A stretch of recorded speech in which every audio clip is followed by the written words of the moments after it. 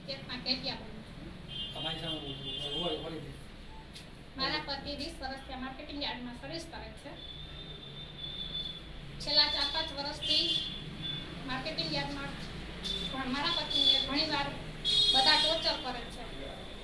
ગાડી માગે, પૈસા માગે. મારી પરિસ્થિતિ ન હોય છતાંય અમારે એમને પૈસા આપવા પડે. જો પૈસા ન આપીએ તો બેફામ ગાળો દે. કોર્ટમાં મને રેકોર્ડિંગ સંભળાવેલું છે મારા પતિએ બધું.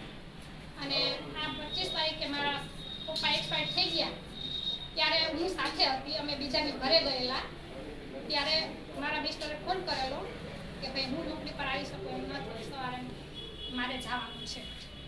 તો બેફામ ગાળો દીધી.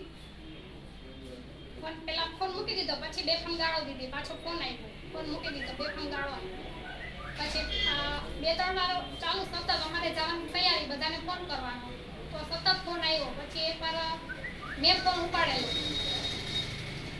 એટલે મને કે ક્યાં છે ઘેટિયાભાઈ? એટલે મેં કીધું ઘેટિયાભાઈ નથી. બોલો ને તમારે શું કામ છે? એટલે કે અમારે ઘેટિયાભાઈનું કામ છે. એટલે ફોન મૂકી દીધો. પછી હવે તમને શું તકલીફ આપે છે? કોણ આપે છે? નામ મુજબ દિનેશભાઈ અને જીતુભાઈ. શું તમને ત્રાસ આપે છે? મારા પતિને ઘણો બધો ત્રાસ આપે છે. એ મને એમ કહે છે કે હું હવે નોકરી 1.5 વર્ષ 2 વર્ષ થયા તો નોકરી મૂકવાની મને ડેઈલી ફરિયાદ કરે છે. પણ છતાં હું એને સમજાવું કે ભાઈ આપણે શાંતિથી સમાધાનથી પતાવી દઈએ. આપણે કાંઈ એવું કેસ કબાડામાં હું પણ બિઝનેસ કરું છું શાંતિથી. અહીંયા મતાશેરીમાં મારો ઇમિટેશન ગૃહન આર્ટનો બિઝનેસ છે.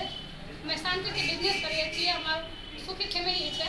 પણ આ એક પ્રશ્ન એવો છે કે 1.5 વર્ષથી હું એટલી સહન કરતી આવી છું કે યાદનો ક્રોધ અહીંયા આવીને વરસાવે અમારા ઉપર.